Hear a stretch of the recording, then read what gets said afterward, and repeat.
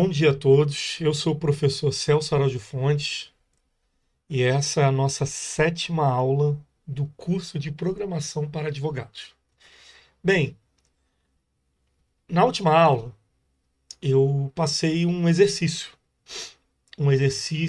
que envolve, né, ler, ler um conjunto de dados num arquivo CSV e fazer determinados cálculos com ele. Então o arquivo CSV é esse aqui, ó, astraint.csv. Eu, pessoalmente, prefiro até abrir num editor de texto do que no próprio Excel, para não ter problema. Então, a primeira coisa que a gente tem que ver é qual formato que está esse arquivo CSV. Primeiro, que a gente já está percebendo que as linhas são divididas pelo caractere de quebra de linha. Sim, a quebra de linha também é um caractere, a gente não vê, mas ela é. A não ser que você no Word lá se habilite, né? Aí fica aparecendo aquele caractere representando a quebra de linha. Segundo, as colunas estão divididas pelo ponto e vírgula, que teoricamente já não é o padrão do padrão CSV, né? CSV, como o próprio nome diz, deveria ser separado por vírgula, mas não tem problema. Terceiro, que apesar de o Notepad++ não estar mostrando aqui, esse arquivo ele está em UTF-8, tá? Ele está em UTF-8 aqui, até se a gente der um salvar como aqui, que é uma codificação UTF-8. E sem o boom. O TF8 tem o TF8 e o TF8 com boom. Então significa que a priori não precisa usar aquele encoding UTF-8 SIG para poder ler esse arquivo. Porque eu mostrei para vocês que se tiver. Sim, eu gerei esse arquivo do CSV, mas eu fui lá e converti ele para ser o TF8 sem boom, tá? Foi o que eu mandei para vocês. Mas não tem problema. Então, ponto e vírgula, quebra de linha, que já é o padrão. E o nome das colunas estão aparecendo na primeira linha. Ótimo. Tudo assim, é um CSV assim, praticamente quase perfeito, né, para você se ler sem muitos problemas. Então vamos começar a desenvolver nosso código. Como é que o programador, como é que pelo menos é recomendável o programador desenvolver um programa, desenvolver uma solução, né? É ele quebrar a solução em partes. Resolve um pequeno problema, funcionou? Beleza, parte para uma pequena evolução. Isso a gente chama de desenvolvimento iterativo incremental.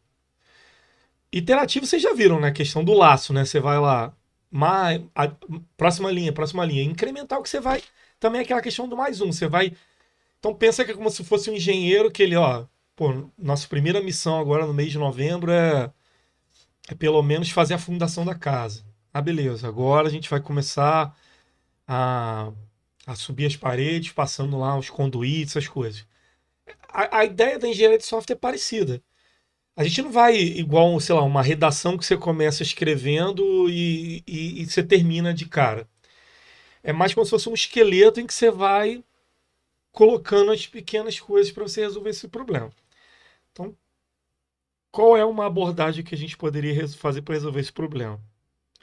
Eu penso no seguinte: primeira coisa que eu vou ter que fazer com um programador, por mais que eu já saiba a solução completa, eu, Celso, mas independente de qualquer coisa, é ler o CSV, certo? Então, a primeira coisa que você tem que fazer é ler o CSV. Então, vamos lá. Eu vou fazer o seguinte: import CSV, porque eu já sei que eu vou precisar do módulo CSV. Eu até poderia ler sem o módulo, mas aí eu teria que ficar dando split na string, ia dar um trabalhão. O CSV já quebra bastante do nosso problema, né? Então vamos lá. Ensinei para vocês que o melhor jeito de você ler de forma segura é usando o quê? O if. Então o if, vou aqui ler o arquivo com o open. O arquivo vai estar na mesma pasta em que eu vou criar esse meu script. Então, a priori, eu posso colocar só o nome aqui relativo dele. Astre index.csv, que é o nome dele. Se o seu sistema operacional não estiver mostrando as extensões, coloca para mostrar, para você não ser enganado. Segundo, eu já sei que tem o TF8. O padrão do Python não é o TF8 ler os arquivos, o default do Open. Então eu tenho que dizer para ele, ó, encoding, certo? UTF-8. Beleza? Vamos lá. Aí, quando eu uso o if, eu posso usar o as, né, para criar um apelido, para eu ter o que seria o objeto, né, o objeto que vai ser o resultado do método open, certo? Para eu poder usar ele dentro do bloco do if. Então aqui eu vou chamar de... Sim, nós programadores nós gostamos de misturar inglês e português, é o nosso jeito de fazer as coisas. Aí eu vou fazer o seguinte, vou criar uma variável aqui chamada leitor CSV, CSV Reader, que vai ser o resultado, né, da função dict reader do módulo CSV. Do módulo CSV. Ele exige o quê? Que eu passe para ele algum objeto que seja aqueles objetos passíveis de manipular arquivos. No caso aqui é o resultado do Open, que eu chamei de CSV File. O CSV está no padrão a Vera? Não. Está usando o delimitador o quê? Ponto e vírgula. Delimiter, ponto e vírgula. Certo?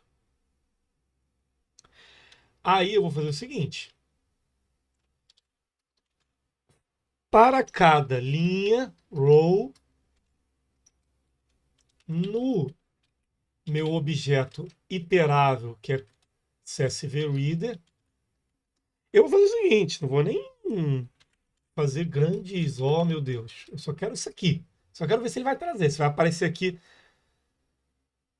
Oi, Haroldo, diga. Eu posso ter errado alguma coisa, tá? É normal, eu vou dar play, vai dar um erro, vou consertar.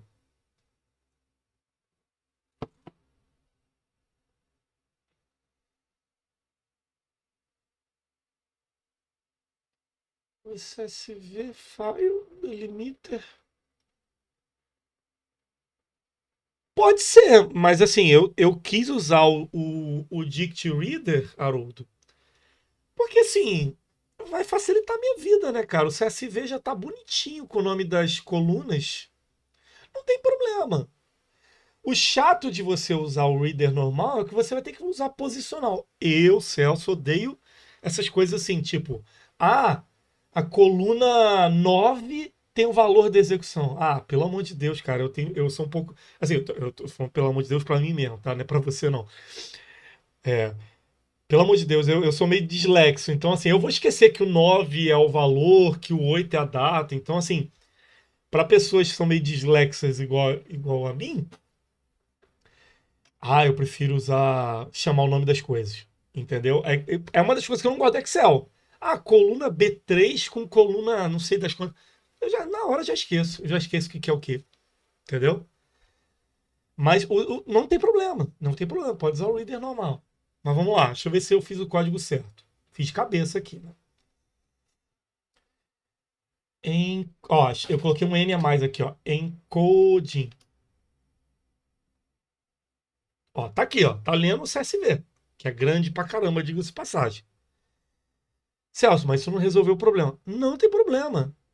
Você vai incrementando o seu programa aos poucos. Você não tem obrigação de escrever o programa inteiro e dar play e rodar tudo. Porque quanto maior o programa, mais complexo fica para você debugar e achar os erros. Tá vendo? Eu só tive um erro agora, que foi de uma letra, que eu falei no início, antes de começar a gravar. Falei com vocês, ó. Muitas vezes a gente erra por causa de uma letra, né? Então consertei e tá aqui, ó, rodando o programa. Pelo menos trazendo CSV. Resolvi Resolvi o que o meu cliente, no caso, eu, professor, pedi para os alunos? Não. Agora a gente vai ter que começar a resolver o problema. Qual foi o problema que eu pedi? A gente vai ter que calcular o que seria o valor devido, né? Que envolve a questão do tempo e levar em consideração a própria string em si, que é a multa e tal. Vamos lá. Então é o seguinte. Primeiro, eu estou vendo aqui que o row está me devolvendo o quê? Cada row está me devolvendo um dicionário. Porque eu usei o dict reader. Se eu tivesse usado o reader, ia voltar na forma de um array e cada valor ia estar numa posição, né? Começando pelo número do processo, por aí vai. Então é o seguinte. Para calcular o negócio, eu não vou precisar do número do processo, do nome da pessoa, nada disso. Servidor ativo e inativo vai ter utilidade para uma outra coisa, mas vamos lá.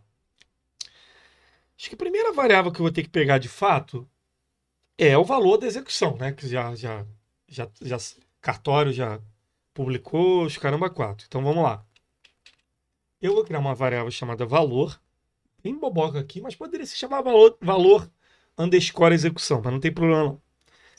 Valor. Aí você vou fazer o seguinte.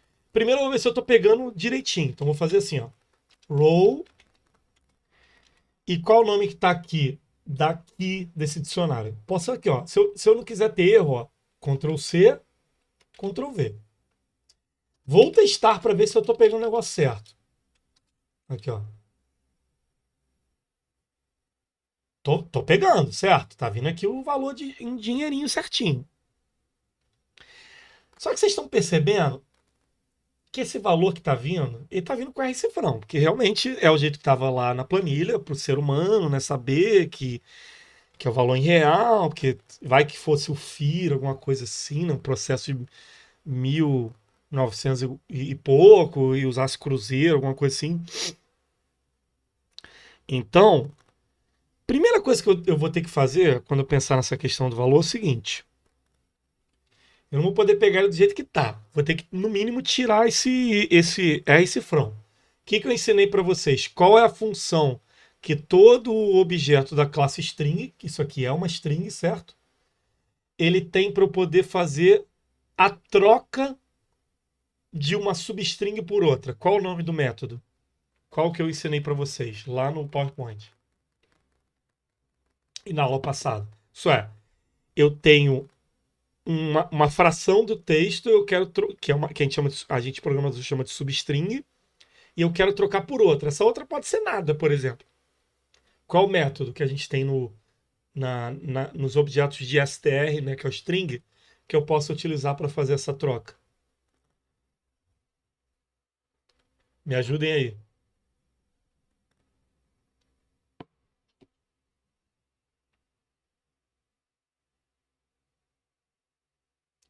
Ninguém lembra, não? É o método replace, lembra? Eu quero pegar uma coisa, essa coisa, se ele achar o R cifrão, eu vou pedir para ele trocar pelo quê? Nada. Aí isso aqui ele vai me devolver uma nova string. Vamos ver como é que ele vai trazer, ó. Já tirei o R cifrão. Isso aí já, não sei se vocês concordam comigo, mas já ajuda bastante.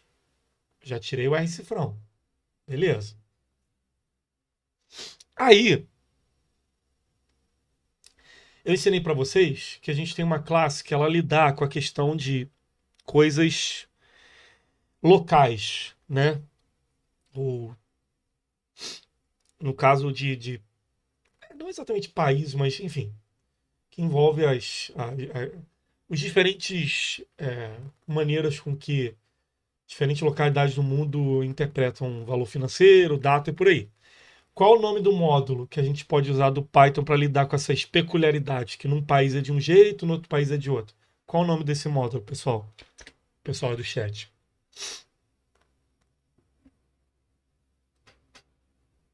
Exatamente. Então vou colocar aqui, ó. Vou chamar ele. Loquei.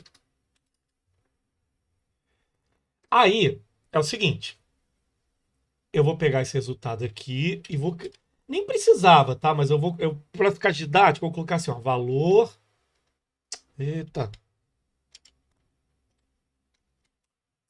valor é, sem símbolo. É o valor sem o símbolo da moeda, por assim dizer, né? É o valor sem o símbolo da moeda, certo? E aí eu vou fazer o seguinte. Ô Marina, qual é o método que a gente viu na aula passada para poder tentar converter uma string para float do Locale? Vou chamar aqui de valor float.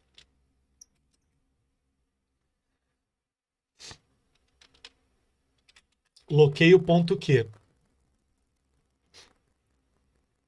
Aí, ó, aqui, ó, você vê que ele vai. Aqui, ó, o autocomplete aqui, ó. Tudo que tem parênteses é método. Por coincidência, aqui, ó. Ó como é que o Tony me ajuda, ó. A TOF interpreta uma string como um float de acordo com as configurações do Locale. Isso é, não lembro o nome do método aqui, ó. Eu apertei o ponto e ele mesmo já começa a me sugerir tudo que o Locale tem. Eu começo a descer, ó, tem o nome dos métodos aqui, ó. Currency, não sei o quê. Aí tem aqui, ó, a TOF. Então, primeira coisa que ele está reclamando ali é o seguinte, que ele falou o seguinte, de acordo com as configurações. Eu setei a configuração para o Python saber que eu quero usar a configuração português brasileira? Não. Então, como é que eu seto ela? Aqui, ó, locale, ponto. Qual o nome do método para eu poder setar o locale? Nossa, pelo amor de Deus, dei mó dica agora. Qual o método do locale que eu uso para dizer assim, ó, locale, o Python, a partir dessa linha em diante, tudo que você for usar, você vai interpretar seguindo os códigos desse país, por assim dizer, desse idioma. Qual é o método? Exatamente, ó. Se eu digitar o S aqui, ó, digitei o S e já me dá a dica, ó. Set locale. Tá vendo? Então, primeira coisa que eu tenho que dizer aqui, ó, que eu vou usar o locale do tipo numérico PT BR, né? Português Brasil. Certo? Então agora, se eu voltar para o ATOF, eu vou fazer o seguinte. Vou passar para ele o valor sem o símbolo, que é a minha string já sem o R cifrão, certo? E aí,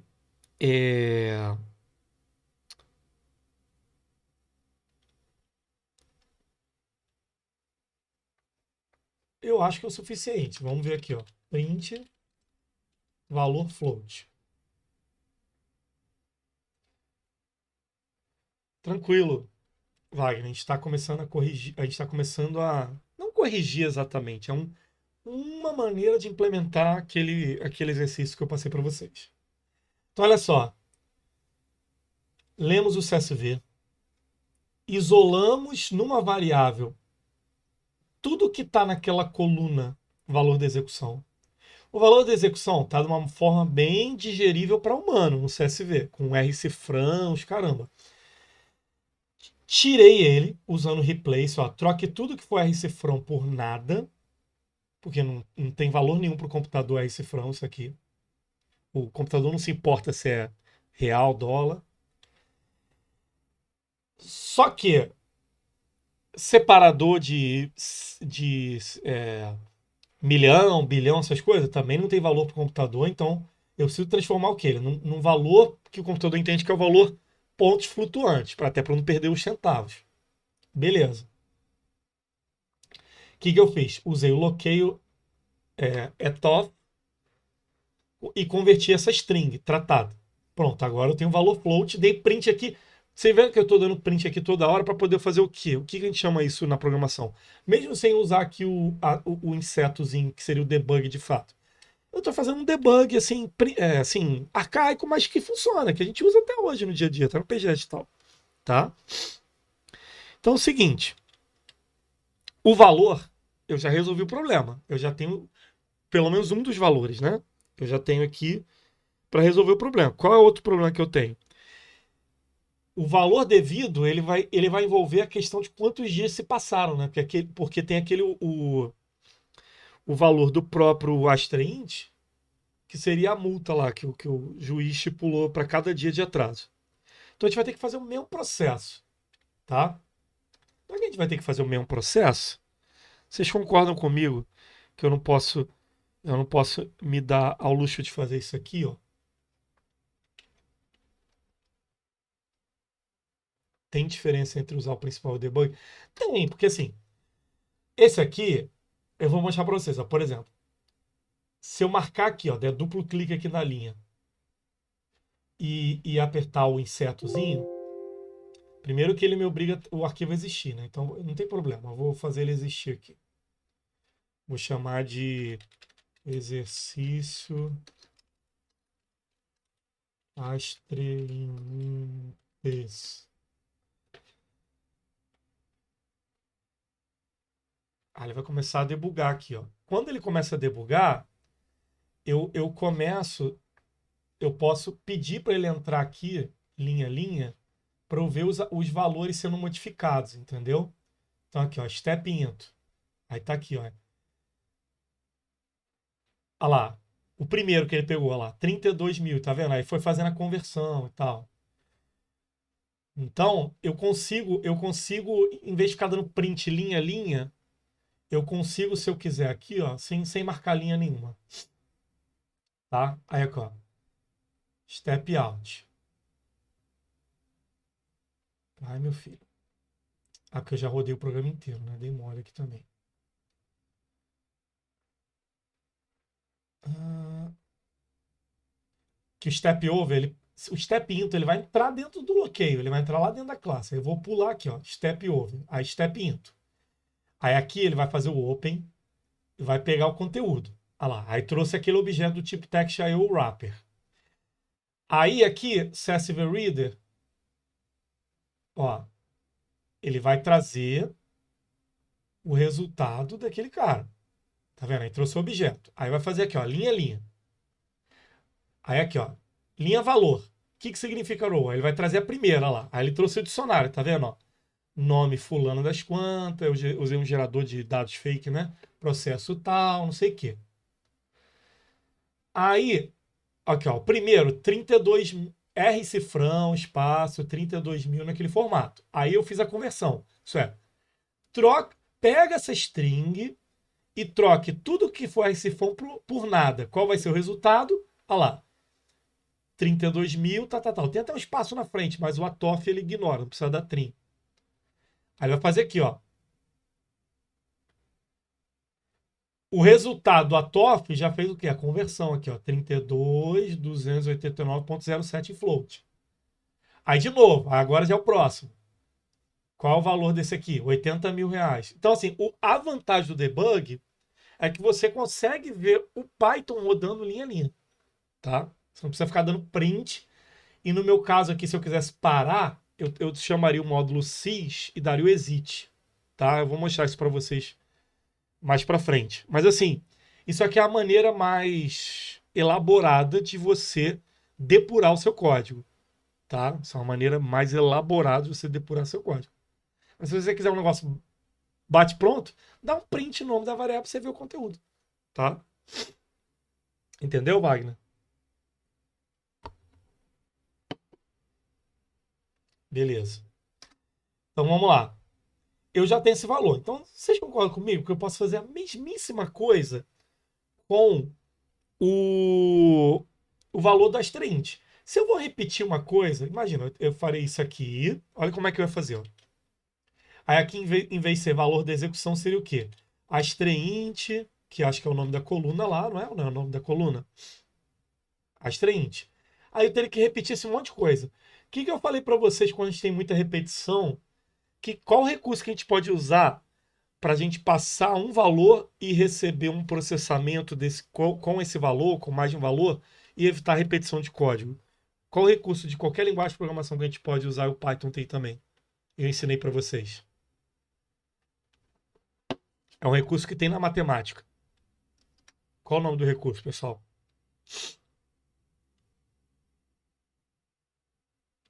É o quê? Exatamente. Então, eu vou criar aqui uma função chamada converter valor.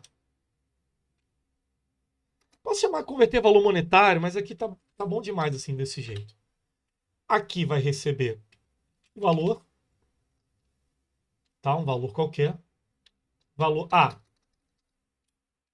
um valor string, certo? E aí o que a gente vai fazer?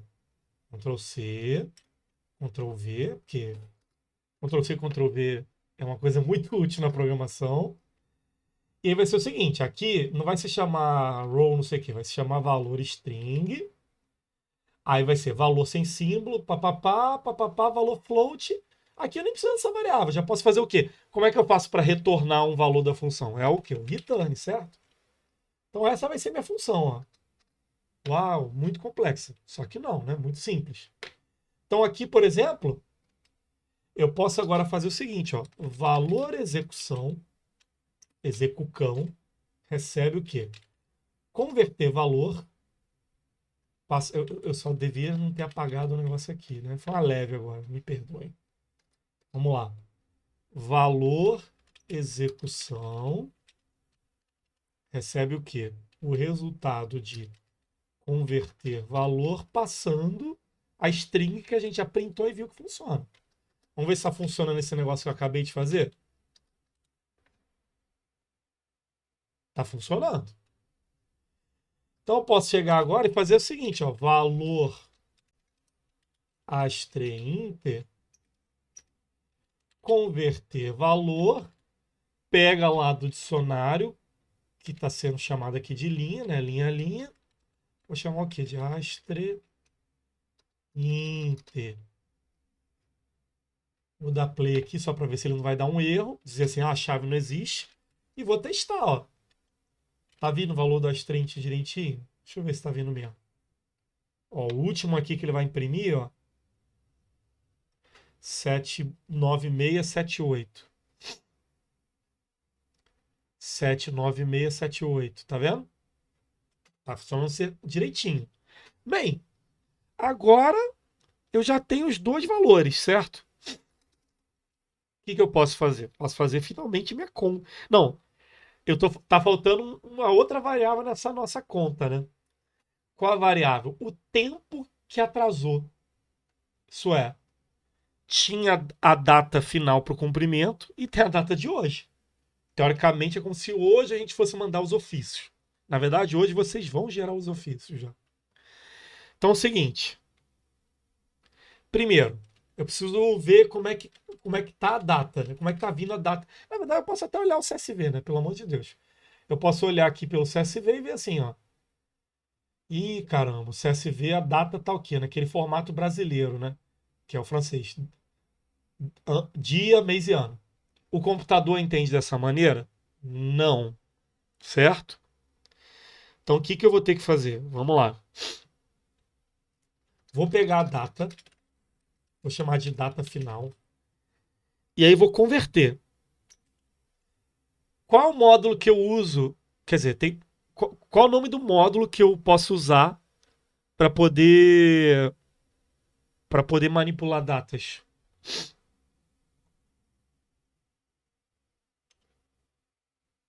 Hein, pessoal?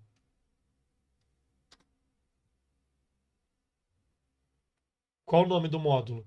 Ele tem um monte de classe. Classe de data e hora, classe de time, de, que é o resultado do cálculo de uma data com a outra, uma subtração, por exemplo. Qual o nome do módulo? O módulo, vamos lá, ó, vou importar aqui, por exemplo, datetime, perdão, from datetime, que é um módulo, vou importar aqui primeiro a classe, por exemplo, a classe datetime. Então aqui, certo? É isso. Obrigado, Marinho. Então aqui eu vou colocar datetime, ponto. Tem um monte de método aqui, ó. Tem um monte de método. Se eu for aqui na documentação, o que ele vai falar, ó? strptime. O que ele vai devolver? Um novo datetime interpretado, né, parsed, né, de uma string. Não é exatamente o que eu quero? Então vamos lá. O que eu vou fazer? Eu já sei que o nome da coluna se chama data final para cumprimento, certo? É o nome da coluna. Então, eu vou poder chegar aqui e fazer o quê? Coluna, Ctrl C, Ctrl V, para não ter caô. Data final para o cumprimento. E eu preciso passar em que formato que ele está. Ele está no formato o quê? %D, %M e %Y maiúsculo, porque o ano está com os 4 números. Se o ano tiver só com 2 números, seria o Y minúsculo. Eu não lembro esses códigos aqui. Tem um link lá no slide para você ver todas as opções passíveis para se manipular data e hora. Tá? Essa aqui o programador no dia a dia acaba decorando porque é muito usado. Pelo menos para a gente que é brasileiro. Bem, vou sair já fazendo delta? Não, vou debugar. Debugar do jeito arcaico mesmo, mas não tem problema. Ó, ele está interpretando bonitinho, tá vendo? Vamos ver aqui, vamos ver se ele interpretou bonitinho o último aqui, ó. 31 de março de 2022. 31 de março de 2022. Vocês concordam comigo que essa data seria impossível se eu tivesse passado no formato americano, que é mês e dia? Seria impossível, né? Porque não existe o mês 31. Tá? Seria impossível. Então, por enquanto, minhas conversões estão funcionando perfeitamente. Estou fazendo o programa o quê? De forma iterativa e incremental. Vamos lá. Agora eu preciso da subtração. Vou criar uma variável aqui chamada delta, que vai ser o quê? Hoje, qual desses métodos, qual o método do datetime, da classe datetime para trazer hoje? Vou até dar uma dica, para trazer hoje e agora. Agora. Qual o nome do método? Tem um monte aqui, ó. Blá, blá, blá, blá, blá, blá, blá, blá, blá, blá, blá, blá. Qual o método para eu usar o datetime para trazer o hoje e o agora? Isso. E aí a gente aprendeu que podemos fazer o seguinte. Podemos fazer uma subtração. Vocês concordam que tudo aqui são datas que já passaram, certo? Então não preciso nem testar se uma data é maior do que a outra. Senão eu teria que fazer um if antes. Tudo aqui já passou. Pela lógica, pela regra do domínio, né? Por ser uma questão de ter abstraente e tal. Então o que eu vou fazer? Eu vou substituir um pelo outro. Vou ver se está funcionando aqui, ó. Print delta. Aí eu posso aqui chamar, por exemplo, o atributo dias, né? Para ver se está funcionando. Certo? Que é uma coisa exclusiva. Enquanto o datetime tem o day, o delta tem o days, que é a quantidade de dias do resultado dessa operação aritmética. Então tá aqui, ó. Tá trazendo aqui a quantidade de dias. Vamos lá. Aí, agora, eu posso fazer o seguinte. Posso criar minha variável aqui chamada dias. Bem simplesona assim mesmo. E finalmente fazer minha conta aqui, ó. Valor devido só dessa pessoa, né? É o quê? O valor da execução. Me corrijam se eu estiver errado, tá? Mais o valor do astrainte vezes quantidade de dias que passou. Tá certo isso? Vocês concordam com esse cálculo? Isso é, vamos lá. Seria o quê? O dessa Kincha Percy. Infelizmente o negócio de gerar dados fake só tem esses nomes em inglês, né? Vai fazer o quê? Esses nomes enfim. O valor de execução saiu com, tinha sido R$ 32.289. Com a extrainte, né, a multa diária R$ 894,85. Então, eu vou pegar isso aqui e multiplicar pela quantidade de dias que passou de atraso. Certo? E aí, isso aqui vezes os dias vai ser só o valor da multa, sem contar a da execução. Por isso que aí eu fiz essa soma. Só que, o que eu pedi no exercício? Eu quero o valor total, para saber quanto é que né, para, sei lá, para Secretaria de Fazenda, alguma coisa assim, já se preparando com, com a pancada que vai vir, certo? Para poder já alocar lá o valor e tal. Então é o seguinte, eu vou criar aqui uma variável chamada total, aqui fora, um valor de zero. E aí, eu vou até imprimir o valor devido para ver se o cálculo está funcionando direitinho. Valor devido. Valor devido. Só para ver se está trazendo direitinho. Está trazendo. Não se preocupa de estar trazendo dízima, porque realmente a gente está usando multiplicação, então é normal. Mas relaxa, vamos lá. Está trazendo direitinho o valor devido. Então o que eu vou fazer, já que está funcionando? Total recebe ele mesmo mais valor devido. Isso aqui está dentro de um laço, significa que ele vai ficar incrementando. Vai ser da primeira, vai ser o valor devido da Quintia, do Morse, do Wilt, do Eve, só nome esquisito, né? Mas beleza. Aí, no final, eu vou poder fazer isso aqui, ó. Total.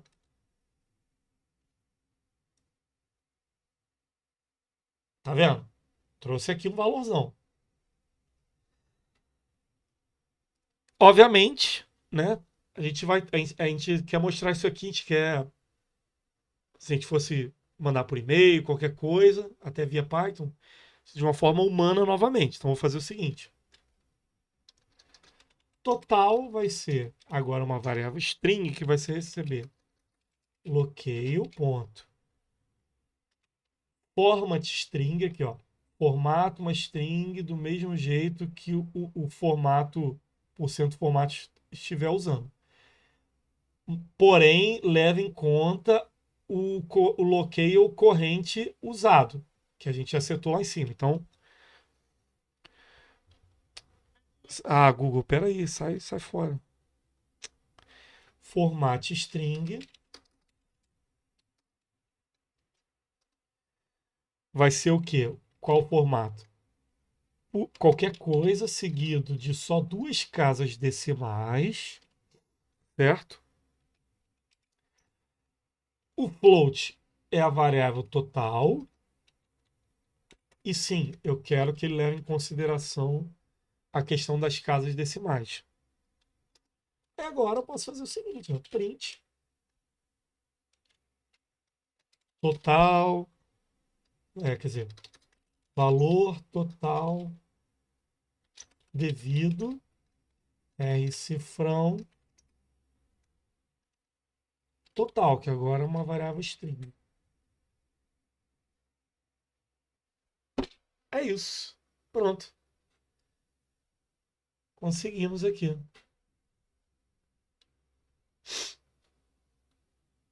Alguém tinha conseguido fazer algo parecido? Conseguiu chegar nesse valor aqui? Que, tirando as casas decimais, é o valor correto. Pelo menos assim, de acordo com esse cálculo aqui, que foi o cálculo até que eu mandei para vocês, né?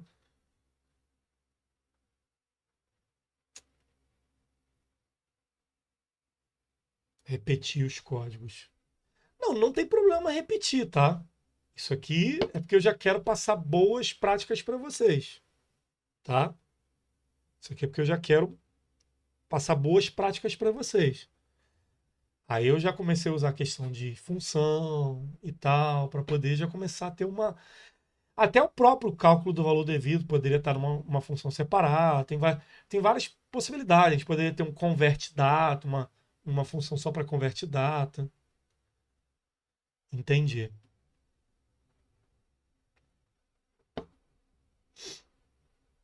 Quem quiser tirar um. Não que eu não vá, eu vou mandar esse código para vocês depois. Acho que até durante essa aula aqui, porque eu vou passar um outro exercício para vocês hoje. E esse para ser feito na aula ainda.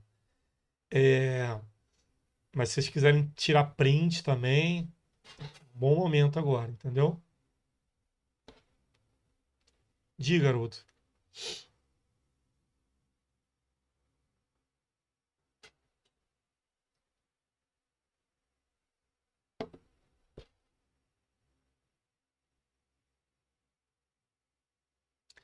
E não sei se vocês perceberam, se eu tirar aqui as quebras de linha, né? Se eu tirar as linhas vazias, uma, duas, três, quatro. Tirar aqui as 5 linhas vazias, fica com 20. Poderia me lembrar como deixar esse auto-preenchimento do Python. Assim, não é o auto-preenchimento do Python, tá? É o auto-preenchimento do Tony. Do Tony. Opções, editor. Aí, apesar de não estar explicitamente dizendo qual deles aqui. Aqui, ó. Ah, tá explicitamente sim, ó. Propor automaticamente complementos, ou não sei como traduzir isso aqui, enquanto estiver digitando. Eu acredito que seja isso. Cara, na dúvida, eu marquei praticamente todos esses. Poderia até marcar esse aqui também, não tem problema. Esse aqui também eu não tinha marcado, mas seria uma boa ideia aqui, ó. Mostrar automaticamente os parâmetros depois de abrir o parênteses. Isso aqui eu dei mole, deveria ter marcado isso aqui mesmo. Porque ajuda, né, cara? Porque, por exemplo, você vai aqui fazer date time, ponto. Aí você vai aqui, ó, str, aqui, ó, ele já começa a digitar, ó. Ó, coloca o padrão tal. Então, assim, na dúvida, coloca para ele te ajudar em tudo, tá?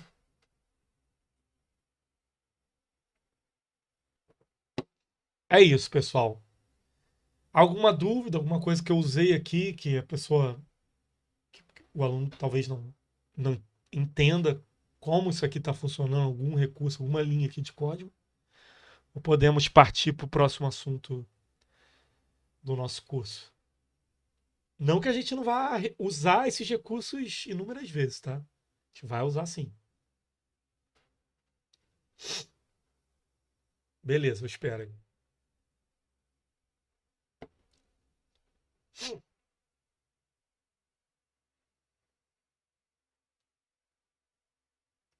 Vou só já adiantando a chamada do slide aqui, tá?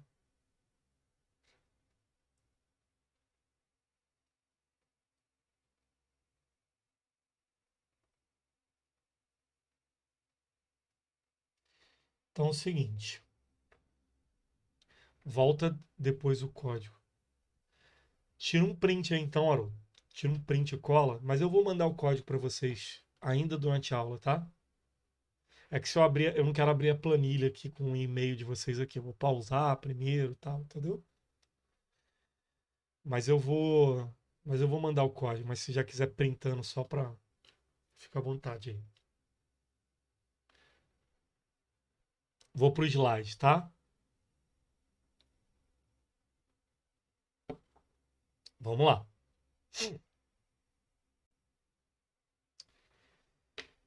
Deixa eu diminuir aqui, porque tem um texto grande aqui. Bem, é o seguinte. Até o presente momento, nós.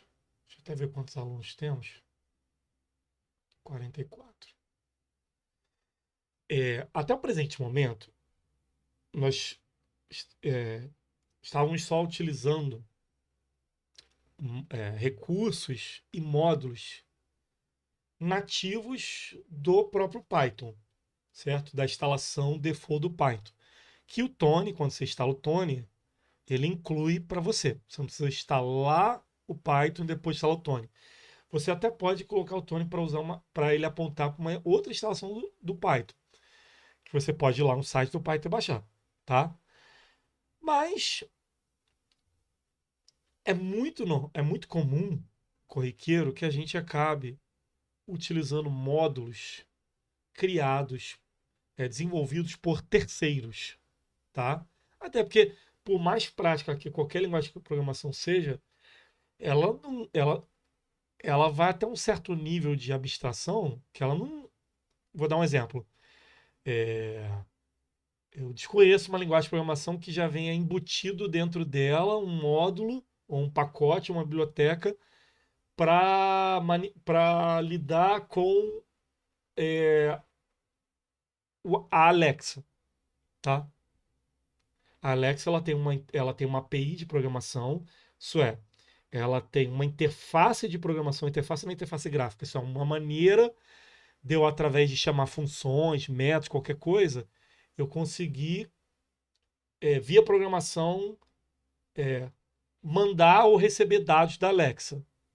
Estou dando um exemplo aqui. Pô, a Alexa é uma coisa assim muito peculiar, muito particular, mas seja popular. Então, assim, não é de convir que uma linguagem de programação ela tem que se preocupar em ficar criando classes, módulos para lidar com a Alexa. Então, isso me impede de eu criar um módulo genérico só para o Python para poder diminuir as coisas repetitivas de lidar com Python via Alexa? Não. É o que a gente vai, não que a gente vai lidar com a Alexa aqui nesse curso, mas isso eu estou dando um exemplo para mostrar uma coisa assim bem particular que serve de motivação para alguém, um terceiro qualquer, uma boa alma, criar um módulo de manipulação com a Alexa, ou às vezes até com uma coisa específica da Alexa. Tá? Essas coisas feitas por terceiro, esses módulos, que pode às vezes ser simplesmente uma classe com algumas métodos, ou só um arquivinho com algumas funções, nós, de maneira geral, na ciência da computação, a gente chama isso de biblioteca de software, né? A ideia da biblioteca é o quê? Né? Você tem livros sobre diversos assuntos. Para através daquele livro você já tem um conjunto de. Eu não diria. Por exemplo, no caso do direito, né? Poderia ser livros com jurisprudências, né? Pessoas que já se debruçaram sobre aquele.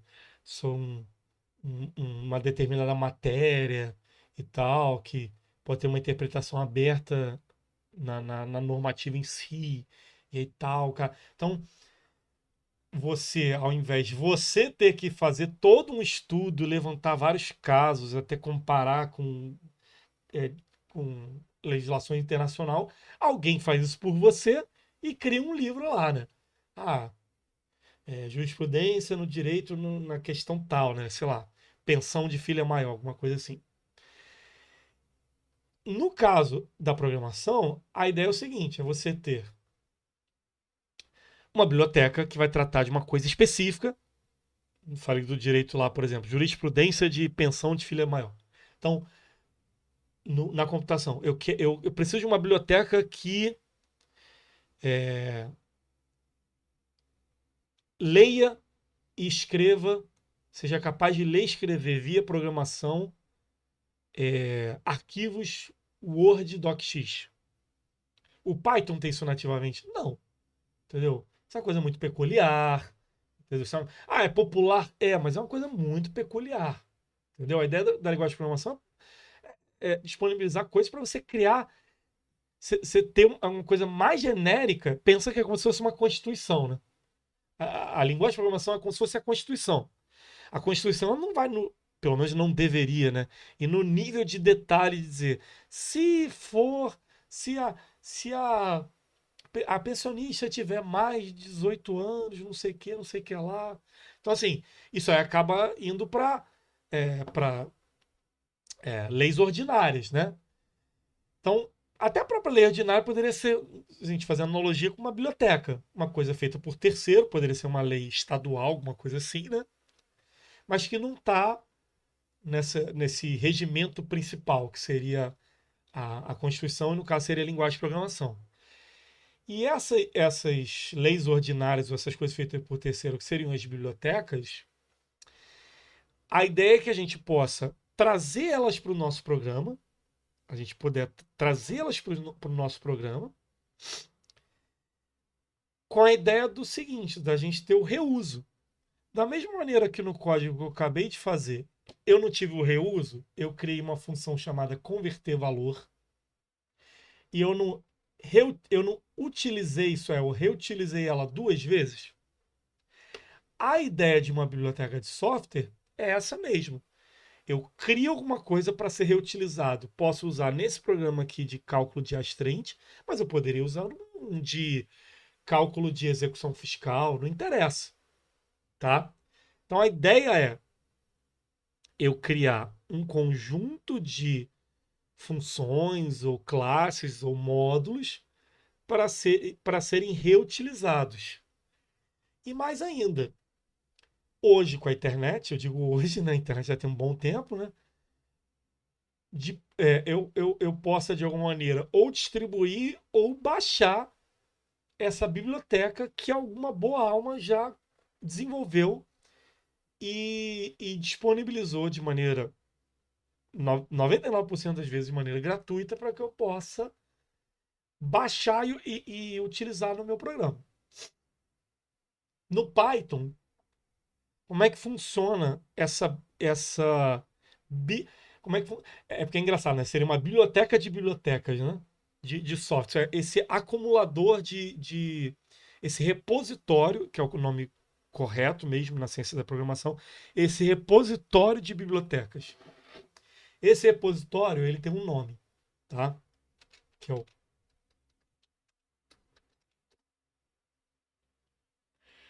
PyPy. Então, se vocês abrirem esse endereço aqui, ó, vocês vão vocês vão lidar com esse site aqui, ó. Encontre e publique pacotes Python com Python Package Index, né? Esse PyPy é uma sigla para esse Python Package Index. Isso é, índice de pacotes Python. Pacote, biblioteca, módulo, num contexto geral, assim, eles são conceitos similares, tá? Lógico, cada biblioteca pode implementar isso de um jeito, de outro, mas no fundo, de maneira abrangente, tudo é a mesma coisa, tá? Por exemplo, se eu chegar aqui, eu falei do Alexa, né? Alexa. Existem 235 projetos de Alexa implementados em Python disponíveis para eu baixar e usar agora no meu programa, tá?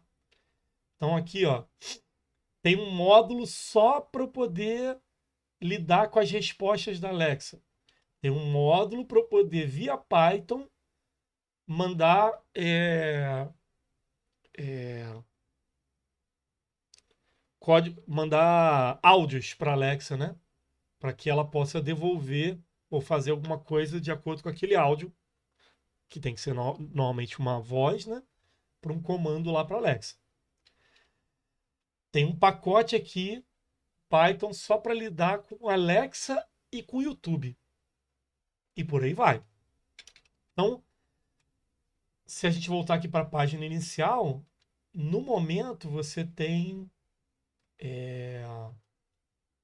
400 mil projetos disponíveis nesse site, que totalizam 7 milhões de arquivos Python.py. E tem 600 mil usuários. 600 mil usuários. Então, se você navegar aqui pelos projetos, você vai ver que tem. Você pensa em alguma coisa, alguma boa alma já fez isso e já disponibilizou, tá? Então, por exemplo, eu estava vendo aqui que tem em audiência, intenção de audiência. Então, aqui tem coisas aqui, ó, da indústria da saúde, tem da indústria legal, né? Da parte do direito. Então, se você for aqui, tem 514 projetos aqui feitos para a área do direito, por assim dizer, tá? Infelizmente, muito deles tem a ver com questão do direito ou dos Estados Unidos, ou europeu, ou de alguma coisa assim. Mas se você procurar aqui, vai ter muitos projetos brasileiros para algumas coisas do nosso direito, tá? É aqui, ó, usando a tal da biblioteca Open Law e por aí vai. Por quê? Porque a ideia da programação, isso desde o princípio, lá desde os anos 50, é realmente a questão colaborativa. Isso é muito. isso sempre foi muito comum na nossa área. Por mais que existam softwares pagos, bibliotecas pagas, isso sempre foi uma máxima na programação. E persiste até hoje, graças a Deus. Isso antes da internet existir, tá? Isso na época da ARPANET, na época do é, BBS, essas coisas, sempre houve a questão de compartilhamento de códigos de software. E compartilhamento não de você copiar e colar um programa para fazer alguma coisa específica, mas você copiar e colar um conjunto de códigos que pode ser reutilizado para criar programas arbitrários qualquer, tá? Isso sempre foi uma máxima na, na computação, já há décadas. E a internet veio só para facilitar. Bem, como é que eu baixo um módulo desse? Primeiro, eu poderia baixar aqui via internet. Poderia entrar aqui nesse aqui qualquer, tá? Um que eu vi aqui muito interessante, eu vi aqui, ó, do Pix. O ruim é que aparece aqui muitos com nome aqui que não tem nada a ver, né? Mas aqui, ó. Biblioteca para gerar códigos estáticos Pix. Ó. Alguém aqui, ó, esse rapaz aqui, ó, para gerar QR Code Pix, tá vendo? Você passa aqui os dados e o Python vai gerar aquele código Pix, aquele que a gente usa quando loja americana, Mercado Livre, entendeu? Então, assim, uma das maneiras que você poderia fazer para poder. Feito pelo Felipe Souza Lima, tem até o e-mail dele aqui, ó. Uma das maneiras que você poderia fazer é literalmente baixando aqui, ó. Baixar arquivo. Aí um desses arquivos que você pode baixar, esse arquivo aqui, ó, com extensão WHL, que é wheel, né? Roda. Você baixar, tá? Esse arquivo. E esse arquivo você usaria um programinha chamado pip, que vem junto com Python. Você acessa ele aqui no Tony, ó. Você abre aqui aquele System Shell, tá vendo? Aí tem aqui, ó, dizendo ó, pip. E aí eu faria assim, ó, pip install e o nome daquele arquivo will, tá? Qual o problema de você fazer dessa maneira? Que se ele tiver dependências, esse programa aqui, ele tiver dependências, você vai ter que baixar a dependência dele.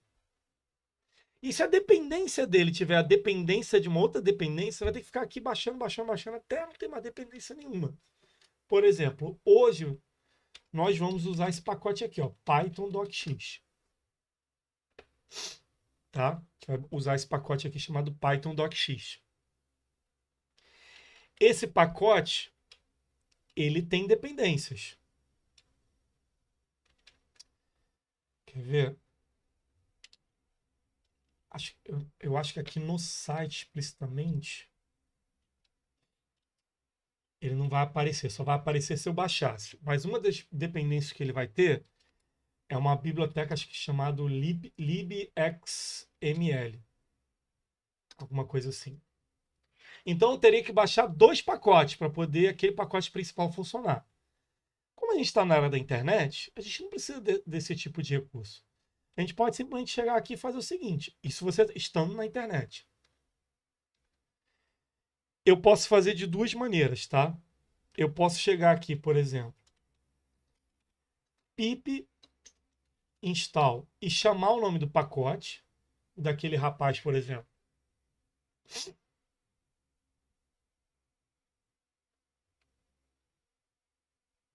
Se chama o quê, ó? Pip, pip, pip, pips, pipix static, o nome do pacote que o rapaz fez. Eu colo aqui o nome dele, ó.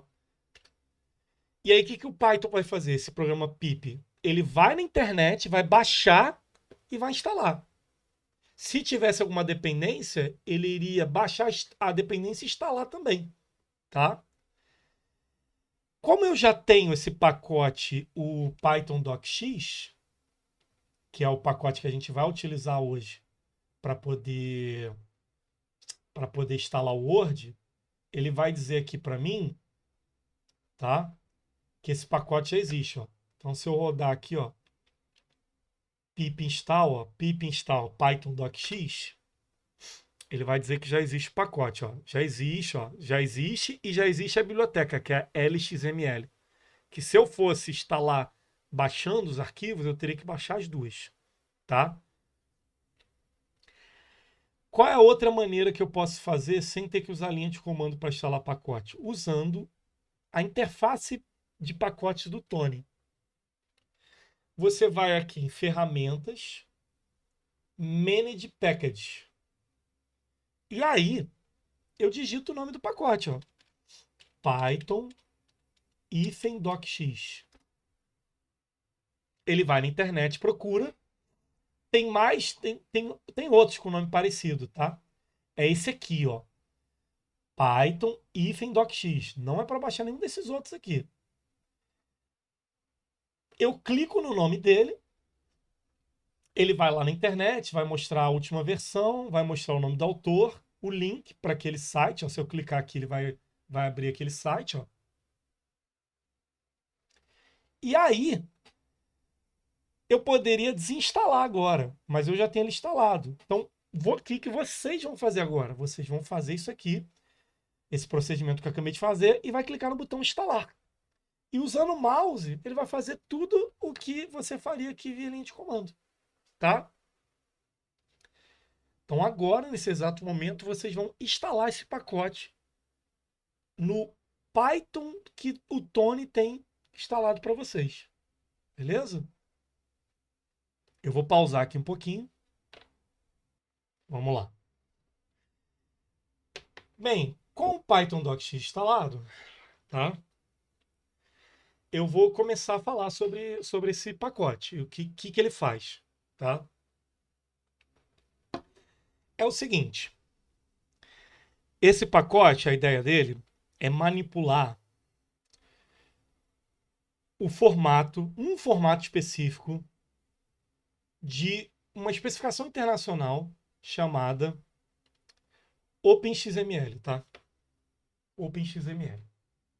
O site aqui, ó, Office Open. É, eles até colocaram esse nome para poder não confundir com OpenOffice. É officeopen.xml. Você vai falar, Celso, mas o que isso tem a ver com o Word? Eu vou mostrar para vocês. Vou abrir o Word. Ó, já aviso, o meu Word também tá tela escura, tá? Eu tenho problema de fotofobia desde a infância, então eu faço tudo para poder ficar todos os programas que eu tenho no tema escuro. E é uma coisa que os programadores gostam também. Tem até memes sobre isso. Então, olha só. Eu vou chegar aqui no Word, vou escrever Olá Mundo. Só de implicância, eu vou deixar aqui uma palavra em negrito. E vou salvar esse arquivo. Tá? E vou salvar esse arquivo. E vou mostrar uma coisa para vocês. É... Voltei a gravação sim. Voltei sim, tá aqui, ó. Mas obrigado aí, obrigado. Então eu vou fazer o seguinte. Eu vou salvar aqui. É,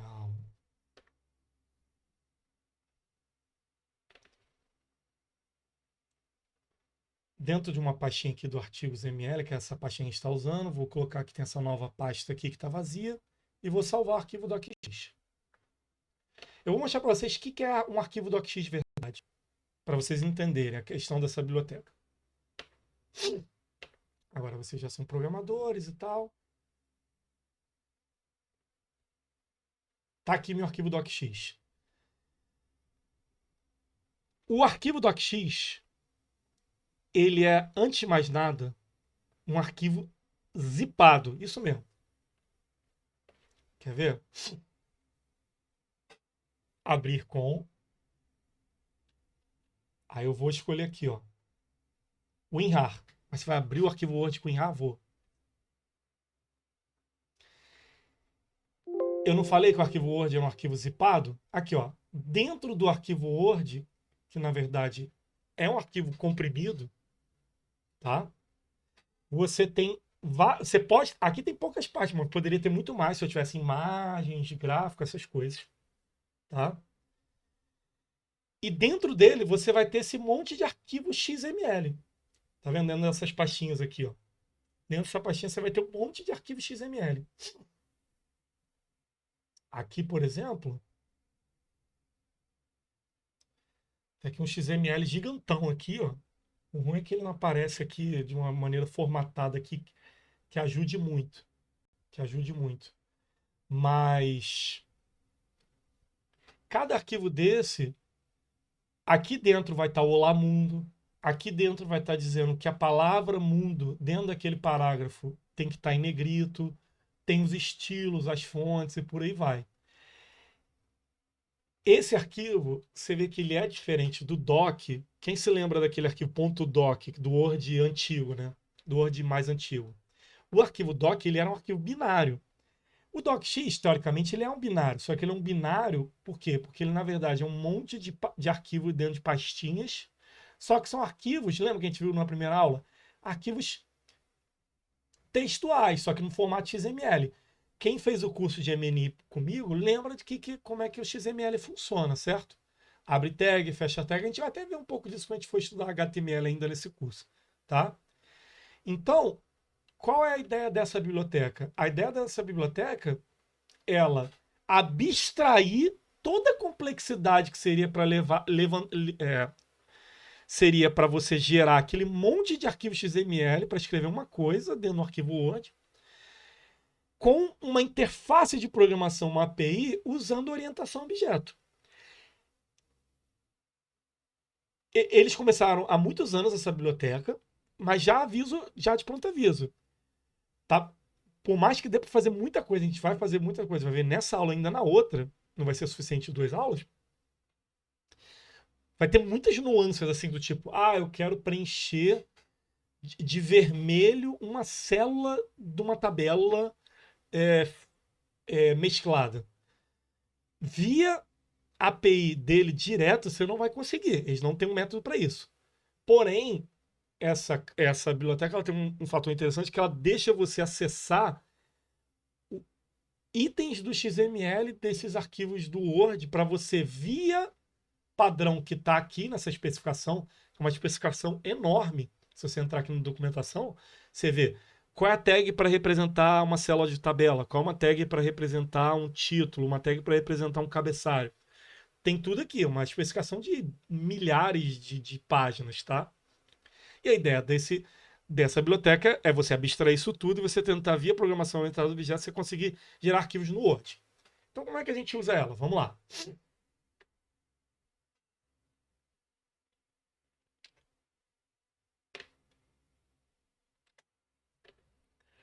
Primeiro, eu vou importar do módulo docx. Mas o nome do pacote, o nome da biblioteca não é Python-docx? Mas o módulo, o nome que eles deram para o módulo é docx. Para simplificar também. Dentro dele tem várias classes. A principal que a gente vai usar o tempo todo, não vai ter como não usar essa classe, se chama Document. Aí a gente cria uma instância dessa classe. A gente pode começar com ela vazia, tá?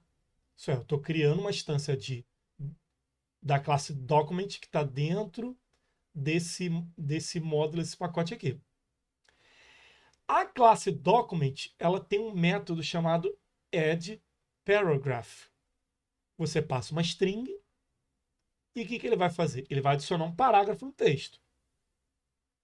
Se você fizer isso aqui sem rodar o save,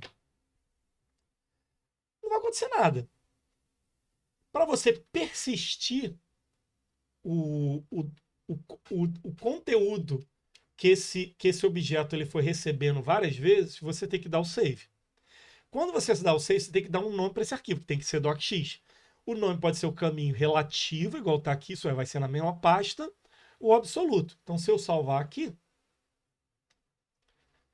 eu vou ter um arquivo. Esse meu cara está rodando nessa pasta arquivos.ml. Eu vou ter um arquivo chamado o quê?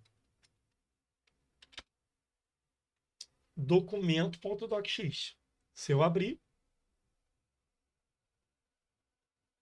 bora Word, abre logo aí. Olá, mundo no Word. Foi a string que eu coloquei aqui, ó. Se eu chamar o método adicionar parágrafo mais uma vez, ó, aí eu vou fazer uma coisa proposital para vocês verem um erro que vai ser comum acontecer com vocês. Eu vou dar o play aqui, ó. Tomei esse erro aqui, ó. Erro de permissão. Permissão negada docx. O que vocês imaginam que aconteceu aqui? O que vocês pressupõem que pode ter acontecido aqui nesse momento?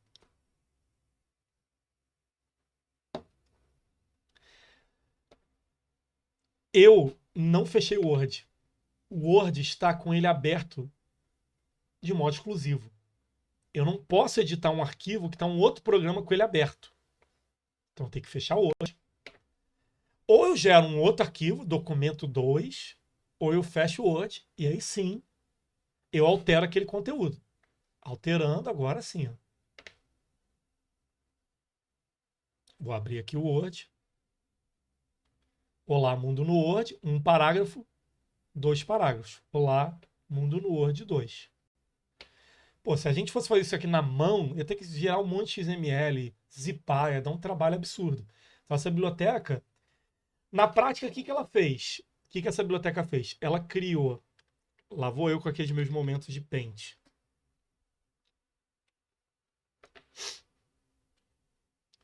Ela criou um objeto do tipo document, tá? Um objeto do tipo document. E aqui dentro desse objeto, ele tem um array, tá? Chamado de um array de parágrafos. Paragraphs. Esse cara aqui, nesse nosso exemplo, quantos parágrafos a gente adicionou? A gente, ó, ele é um array. Aí no primeiro parágrafo, a gente aqui, ó, aí ele tem uma instância de parágrafo. Sim, parágrafo é um objeto. E aqui tinha uma instância de um outro parágrafo, um outro objeto. E cada um com seu texto. O outro é Olá Mundo no Word, Olá Mundo no Word 2. Então, na prática, ele faz em memória isso aqui para poder abstrair e a gente poder usar a orientação, a gente poder criar de forma orientada ao objeto um arquivo no Word. Não só criar, como essa biblioteca também permite modificar. Isso é muito bom, porque eu posso pegar um arquivo Word dado como template e simplesmente inserir parágrafos dentro dele. Parágrafos, tabela, imagem, por aí vai. Tá? Então essa biblioteca vai ser. Sim, eu entendo como ela sendo muito útil para a automatização de algumas coisas muito repetitivas no contencioso. Espero que seja útil para vocês também. Então, vamos lá. O Python docx é uma biblioteca para criar e modificar arquivos no Word. A gente já viu como instalar, né? A gente precisa de uma instância de document, que é o objeto que vai abstrair, vai representar o documento em si do Word. Mostrei para vocês aquele erro, caso a gente altere aquele arquivo que a gente vai tentar salvar. Ele, além de existir, ele estiver aberto para um outro programa, a gente vai tomar esse erro. E mostrei para vocês, né, que o DocX, na verdade, ele é parte integrante de uma especificação internacional. A Microsoft criou esse padrão, obviamente, mas ela abriu esse padrão para poder ser esse padrão ele poder ser manipulado por outros programas. Por exemplo, o Google Docs, o OpenOffice, BROffice. Antes era uma coisa privada, exclusiva da Microsoft. Agora não. É um padrão aberto. É claro que basta os programas implementarem ele muito bem. Que aí isso que acaba de ver sendo a diferença do Word para os outros, infelizmente. Vamos lá. O método add paragraph para a gente adicionar um parágrafo. Ele tem retorno? Tem, mas a gente não precisou usar por enquanto. E o save para salvar. A gente fez tudo com um objeto só, o objeto document. Certo? Vamos lá.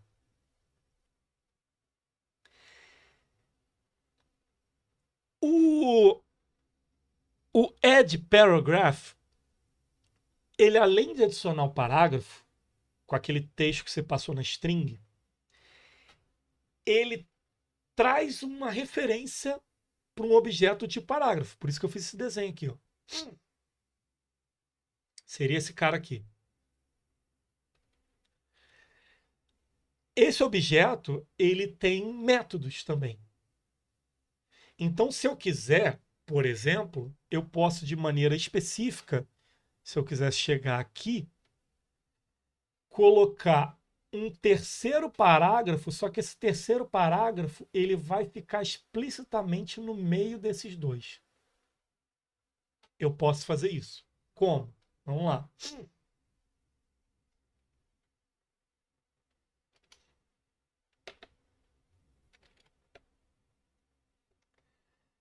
Criei aqui a minha instância de document, que é o cara que abstrai o documento do Word em si. Adicionei um parágrafo e guardei a referência do objeto. Tá vendo? Guardei a referência. Chamei de parágrafo inicial. Criei um segundo parágrafo e guardei a referência também. Aí eu vou fazer o seguinte. Eu nem precisava guardar esse cara aqui, mas beleza.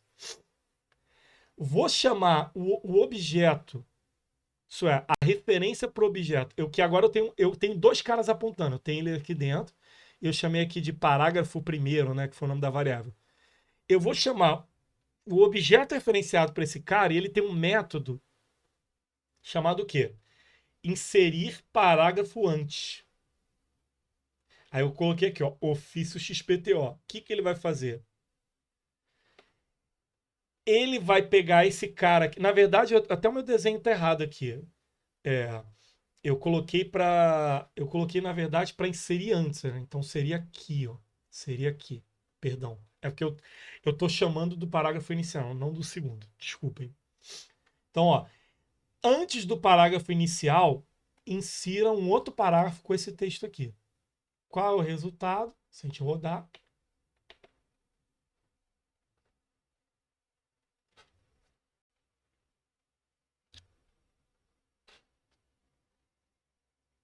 o Word não está tão devagar. Aqui, ó. O ofício XPTO ficou antes do prezados. Da mesma maneira que se eu quisesse, eu poderia chamar alguma coisa antes do segundo, né? Pegar aqui o segundo parágrafo, inserir antes. O segundo parágrafo começa com prezados colegas, sei lá. Rodar novamente.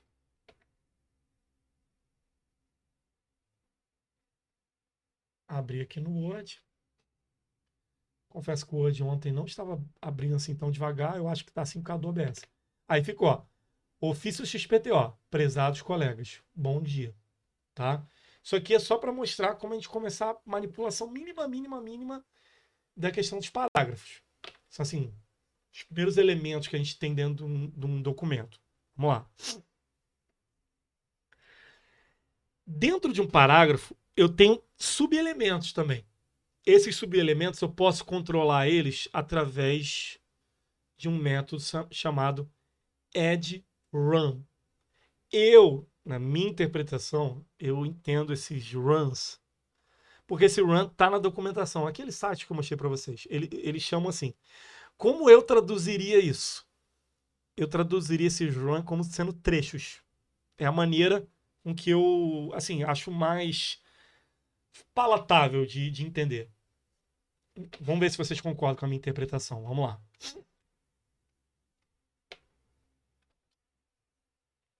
Criei um documento. Quando eu criei um documento, significa que o documento existe em disco. Significa que na hora que eu salvar, tudo que eu fiz naquela instância de documento vai ser refletida no DocX em si.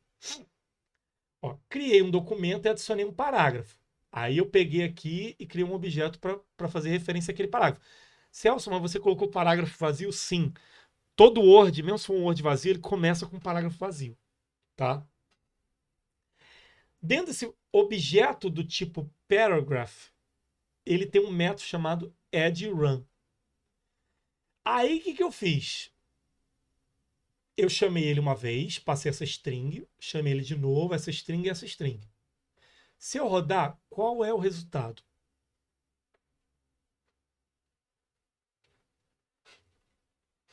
O que ele vai fazer? Ele vai dentro daquele parágrafo, ele vai adicionar um trecho que foi olá espaço, vai adicionar um outro trecho que foi mundo espaço e exclamação. todos eles estão no mesmo parágrafo. Por quê? Quando eu adiciono um outro parágrafo, eu não vou ter o controle de trechos. E qual vai ser qual é a questão de você ter controles de trechos? Porque é no trecho que você chega no nível, por exemplo, de dizer: olha, eu quero que a palavra mundo fique vermelho na fonte Calibri, não sei das quantas. É no nível do trecho e não do parágrafo, tá? Ah, mas eu quero que seja o texto do parágrafo inteiro. Beleza, você adiciona só um trecho, olá, mundo, e para aquele trecho, que vai ser um só, você coloca a cor da fonte, tá? Então a gente está vendo que são pedacinhos. Você tem o pedação, que é o documento, dentro do documento você tem vários pedaços, que são parágrafo, e dentro do parágrafo você tem pedaços menores ainda, que são os trechos. O trecho pode ser, inclusive, uma letra só, tá? Vamos lá.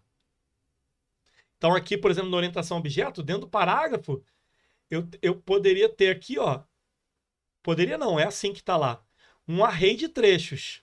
Aqui seria o olá, aqui seria o mundo e aqui seria a exclamação. Então você vai ver, ó, documento, parágrafos, trechos. Trechos, né? Você começa a ver que tem uma hierarquia de coleção, que dentro tem uma outra coleção, que tem dentro tem uma outra coleção. É a maneira com que essa API dessa biblioteca ela tenta interpretar o padrão que a própria Microsoft criou em 2007. Tá? Vamos lá.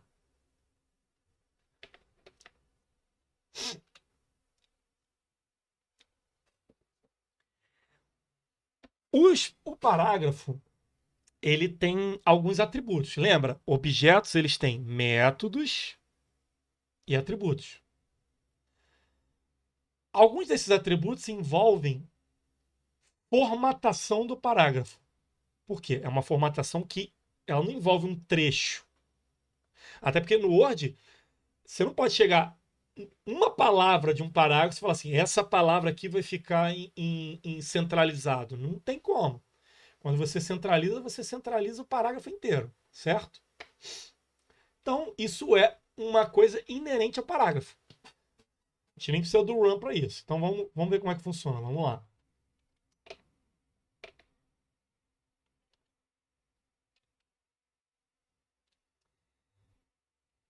Importei minha biblioteca e a classe específica da biblioteca, classe document. Adicionei um parágrafo. Eu vou chamar esse parágrafo de título. Aí eu coloquei a string dele. Ah, mas você colocou a string direto no parágrafo? Coloquei. Não vou precisar separar em trecho, tá? O parágrafo, esse título é uma instância de parágrafo. Ele tem vários atributos. Um dele é um atributo para um objeto do tipo formato de parágrafo. Isso é, se eu voltar aqui no meu diagrama, eu teria um cara aqui chamado formato de parágrafo, que seria uma referência para um objeto do tipo formato de parágrafo. Esse cara tem atributos. Qual é um desses atributos que esse cara tem? Ele tem um atributo chamado alinhamento. Nele eu posso passar um valor. Esse valor ele pode ser um valor numérico, um código. Então aqui, por exemplo, vou mostrar para vocês. Vou comentar isso aqui tudo. Não preciso comentar. Se eu imprimir aqui, ó,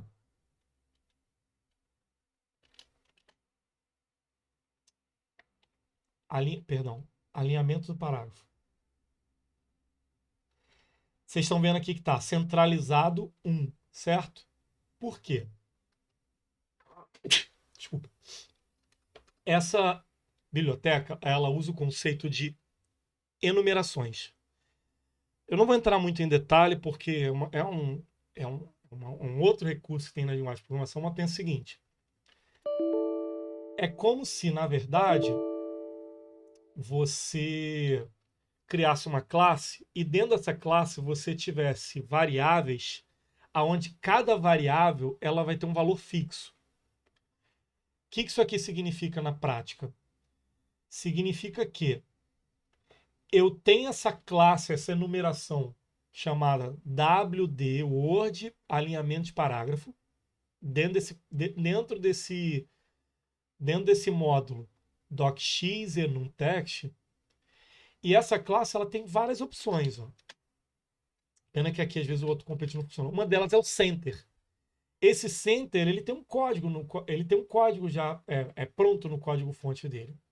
Então aqui, por exemplo, se for o center, ele vai devolver 1. Ou dependendo da situação, ele vai devolver esse texto aqui, ó, alinhado ao centro. O right é o 2.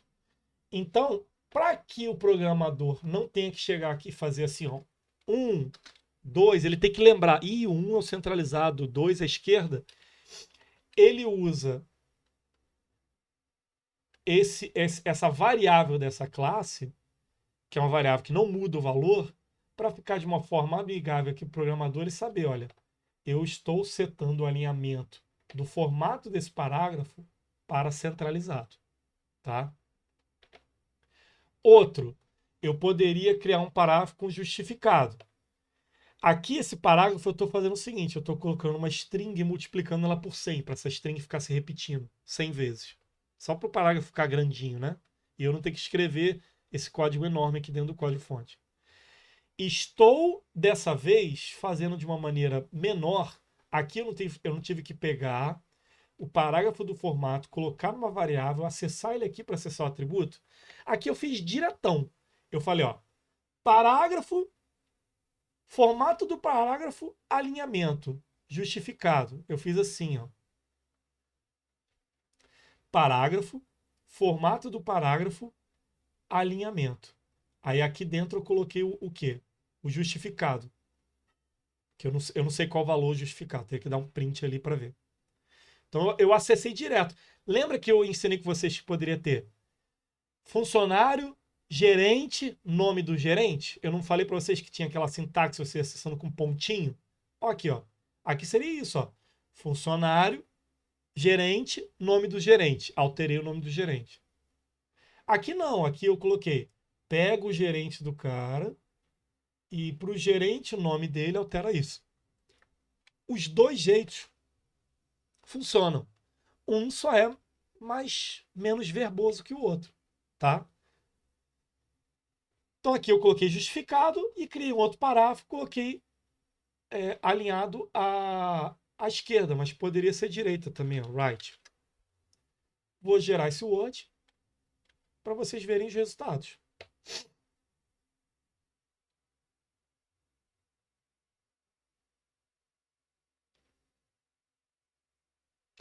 Aqui, ó, alinhado ao centro, ó, justificado, ó, se vocês selecionarem o parágrafo aqui, está justificado, e alinhado à direita.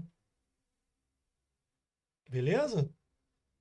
Então vocês estão começando a ver aqui que essa biblioteca ela já começa a prover recursos razoáveis para a gente começar a gerar um texto, né?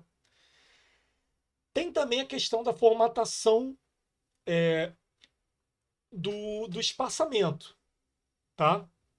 A formatação do espaçamento, ela envolve a gente passar medidas. Eu vou dar uma pausa por aqui porque eu quero passar um exercício para vocês já praticarem esse módulo. Deixa eu pausar aqui a gravação só um minutinho.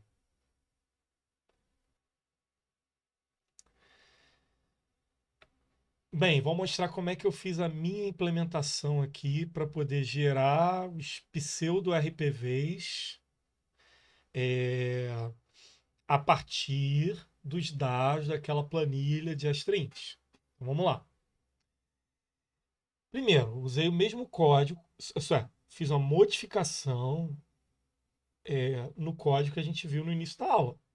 O código que a gente viu no início da aula, ele já tinha variáveis prontinhas para mim, para poder pegar, por exemplo, o valor devido. A gente já tinha uma variável valor devido, o cálculo já estava tudo pronto. Então, nesse tocante, não precisava mexer em nada no código. Qual foi, assim, não que eu tenha feito nessa ordem, mas qual foi a primeira coisa que eu fiz nesse, assim, indo de cima para baixo, assim, nesse código? Foi depois de guardar o valor total, que ele pega do valor devido dessa linha do CSV, né, uma das 1000 linhas, foi fazer o seguinte, foi chamar uma função que eu criei, chamada gerar RPV. Essa função vai exigir 3 parâmetros. O número do processo, o autor, que aqui no caso seria o nome do autor, né? E o valor devido. Float mesmo, tá? Aqui, ó, tá vendo aqui? Eu não fiz conversão nenhuma. Como é que ficou essa função gerar RPV? Que até se você der um Ctrl espaço aqui, ele vai aparecer os parâmetros aqui, eu acho. Olha lá. Processo, autor e valor devido. Vamos lá. Aí como é que eu fiz essa função gerar RPV? Coloquei para ela receber 3 parâmetros, certo? E na primeira linha do código, eu já peço para criar uma instância de document. Então eu tive que importar aqui o módulo, certo? Obviamente, a gente já instalou e tudo mais. Segundo, quando eu for mostrar o valor devido no Word, lembra, o Word é para seres humanos, então eu vou ter que mostrar o valor devido de maneira amigável, né? Então eu vou usar o Locale para converter ele para aquele formato bonitinho, com 2 casas decimais, usando o separador de 1000, 100.000, essas coisas. Obviamente que eu sei que a maioria desses valores aqui não seriam exatamente para RPVs, né? Mas beleza, ignorem essa parte. Muitos vão ser valores grandes, né? E aí, aqui eu dei essa quebra de linha só porque minha fonte está grande, né? Mas o ideal seria ficar isso aqui numa linha só, tá? Porque essa quebra de linha vai ser refletida no Word. Vai ser refletida no Word. Mas aqui eu fiz isso aqui só para poder. Porque minha fonte está muito grande, né? Que eu sou cegueta, tem que ver a letra grande. Então, peguei o valor devido que o usuário da função vai passar, converti ele para aquele formato string bonitinho e montei esse texto, ó. Efetuar o pagamento do crédito requisitado para o fulano ou fulana com o valor tal. Aí agora eu preciso bolar o nome do arquivo que eu vou dar para o Word. O nome do arquivo eu pensei o seguinte, pô, eu vou pegar o nome do CNJ, o número do CNJ. Qual o problema do número do CNJ esse aqui? Primeiro que ele não é um número real. Ele está com a máscara. E qual o problema da máscara? Você pode testar isso à vontade em qualquer. Se eu pegar aqui e tentar colocar no Word. O Word até deixa, cara. Ele até deixa. Ponto, o Windows, perdão, ele até deixa. Ponto e tracinho. Mas eu preferi tirar o ponto e tracinho. Então aqui eu dei um replace para tirar o tracinho e dei um replace para tirar o ponto. Mas eu estou vendo ali que agora funcionou. Eu nem lembrava. Achava que na minha cabeça aqui eu estava achando que ia dar problema. Mas não é esse tipo de caractere especial. Mas beleza. Aí eu usei aquela biblioteca pathlib, a classe path, só para montar de um jeito OO aqui o nome do arquivo, isso é, pasta RPV e o nome do arquivo. Seria possível gerar um if para se... Sim, ué. If, aqui ó. If, valor devido.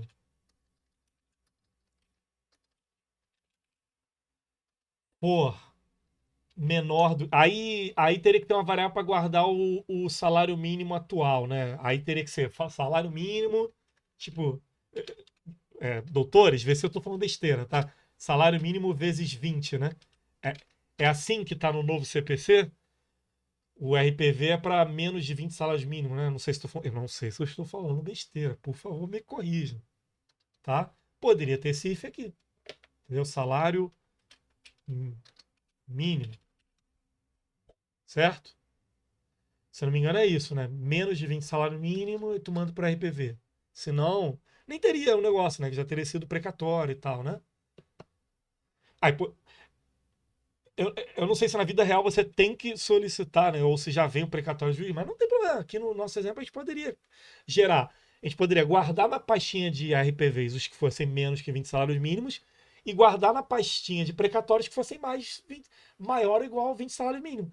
É um excelente exercício para praticar agora, esses próximos dias, antes de sexta-feira.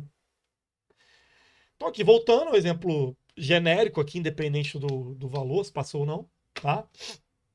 Eu montei aqui, ó, endereço da pastinha com o nome do arquivo, ó. O nome do arquivo é o quê? Processo.docx. Eu quis fazer essa variável aqui porque eu quis tirar o ponto e vírgula porque eu não acho muito legal. E aí mandei salvar. Então essa função vai ser executada várias vezes. Qual foi o resultado aqui, ó? É porque tem uns outros que eu tinha feito de exemplo aqui, mas tem esse aqui, deixa eu apagar, e tem esse aqui. Gerei 1000 RPVs. Se eu pegar aqui um. Deixa eu ver aqui, é ruim que eu tirei agora, vou ter que fazer uma busca assim, né? Mas vamos lá. Pegar esse aqui, esse processo aqui, ó, 9586 tararau. Vai o Windows, me ajuda. Eu usar a busca aqui e ele. Aqui, ó. Já achou o arquivo aqui, ó. Ó, é tal de malícia spreadbrown. Vamos ver se ele fez certinho. Efetuar pagamento do crédito requisitado de malícia spreadbrown. Valor de 120 mil reais. Não seria uma RPV, duvido, né? Mas só de um exemplo aqui, né? Porque provavelmente o valor dela. O valor dela já era alto, né? 85 mil. A multa foi 736 por dia. E o negócio era para ter sido pago em setembro. Aí realmente foi para esse. Dá para entender porque chegou a 120 mil. Alguma dúvida de como eu fiz essa implementação? Uma coisa que ficou assim muito. Eu vou parar aqui a gravação, tá?